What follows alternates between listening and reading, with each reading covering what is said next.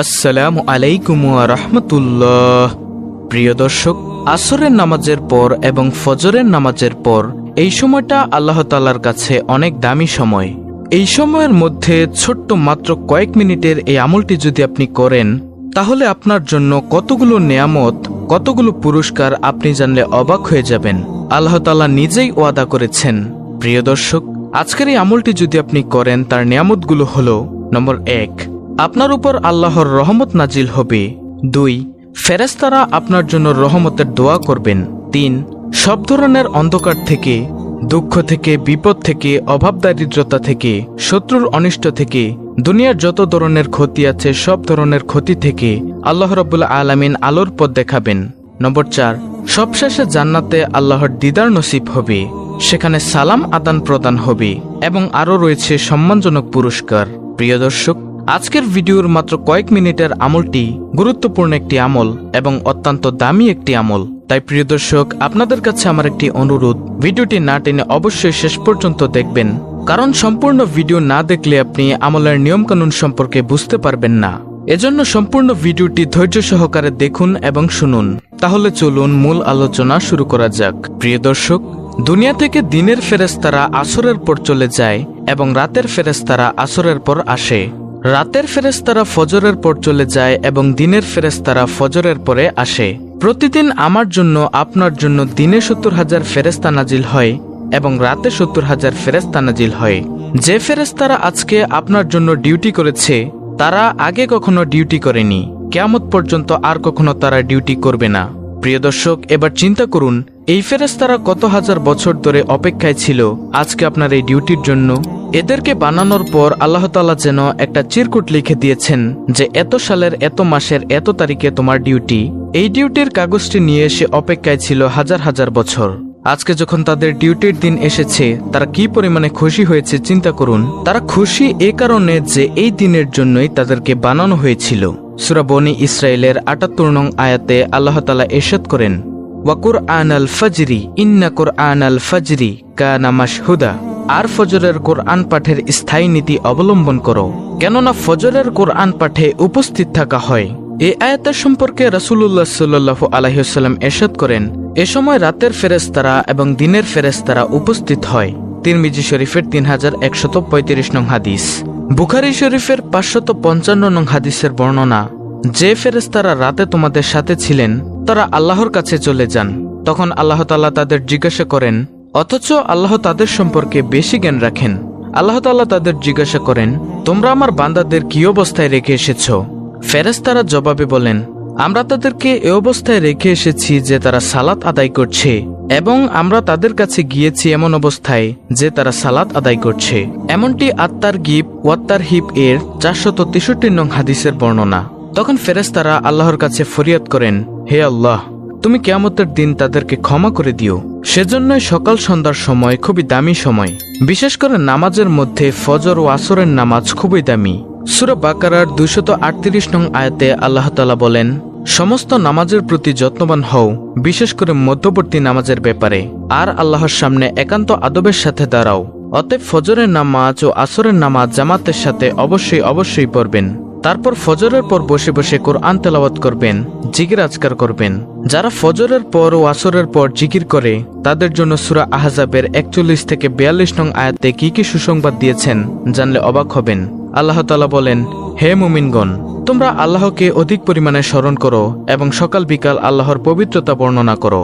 তিনি তোমাদের প্রতি রহমত করেন এবং তার ফেরেশতাগণ রহমতের দোয়া করেন অন্ধকার থেকে তোমাদের আলোকে বের করার জন্য। তিনি মুমিনদের প্রতি পরম দয়ালু। যেদিন আল্লাহর সাথে মিলিত হবে সেদিন তাদের অভিবাদন হবে সালাম। তিনি তাদের জন্য সম্মানজনক পুরস্কার প্রস্তুত রেখেছেন। দেখুন প্রিয় দর্শক, যদি সকাল সন্ধ্যায় কোরআন তেলাওয়াত করেন, মাসনুন দোয়া ও জিকির সমূহ করেন, তাহলে আপনার জন্য কতগুলো পুরস্কার রয়েছে। নম্বর 1, আপনার উপর আল্লাহর রহমত নাজিল হবে। 2, ফেরেশতারা আপনার জন্য রহমতের দোয়া করবেন।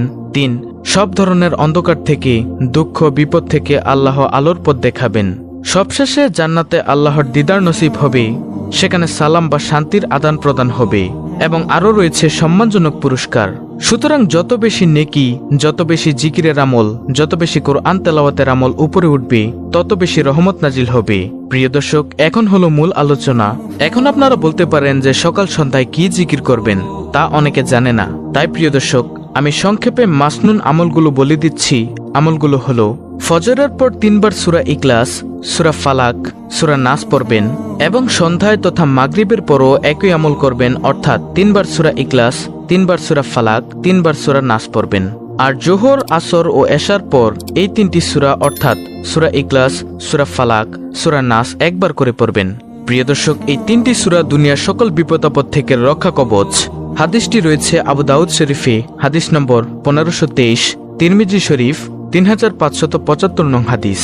তারপর একবার আয়াতুল কুরসি পাঠ করবেন এবং 33 বার সুবহানাল্লাহ, 33 বার আলহামদুলিল্লাহ, 33 বার আল্লাহু আকবার এবং একবার পড়বেন লা ইলাহা ইল্লাল্লাহু ওয়াহদাহু লা শারীকা লাহু লাহুল মুলকু ওয়া লাহুল হামদু ওয়া হুয়া আলা কুল্লি শাইইন কাদির। এই দোয়াটি এগুলো আপনি ফরজ নামাজের পর পড়বেন।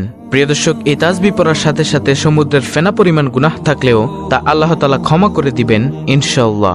এরপরে একবার পড়বেন আল্লাহুম্মা আইন্নি আলা যিকরিকা ওয়া শুকরিকা ওয়া হুসনি ইবাদাতিক। অর্থ হলো, হে আল্লাহ, আপনার স্মরণে, আপনার কৃতজ্ঞতা প্রকাশে এবং আপনার উত্তম ইবাদতে আমাকে সাহায্য করুন। আবু দাউদ শরীফের হাদিস, হাদিস নম্বর 1522। নবীজি সাল্লাল্লাহু আলাইহি ওয়াসাল্লাম তার সাহাবী মুয়াজ বিন জাবালকে বলেন, হে মুয়াজ, তুমি জীবনেও এই দোয়াটি ছাড়বে না। সুতরাং প্রিয় দর্শক, যারাই আজকের এই ভিডিওটি দেখছেন, এই হাদিসটি শুনছেন, তাদের কাছে অনুরোধ, আপনারাও জীবনে এই দোয়াটি ছাড়বেন না। এরপর ফজরের নামাজের পর 3 বার পড়বেন সুবহানাল্লাহি ওয়া বিহামদিহি আদাদা খলকিহি ওয়া রিজআ নাফসিহি ওয়া জিনাতা আরশিহি ওয়া মিদাদা কালিমাতিহি। অর্থাৎ আল্লাহর প্রশংসা সহ তার পবিত্রতা ঘোষণা করি, তার সৃষ্টির সংখ্যা পরিমাণ, তার নিজ মর্জি অনুযায়ী, তার আরশের ওজন বরাবর ও তার বাণীসমূহের সমান সংখ্যক প্রশংসা।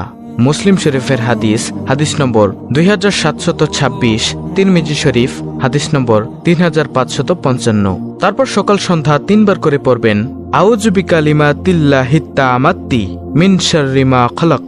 অর্থাৎ আমি আল্লাহর পরিপূর্ণ বাণীর উসিলায় তিনি যা সৃষ্টি করেছেন তার মন্দ হতে আশ্রয় প্রার্থনা করছি।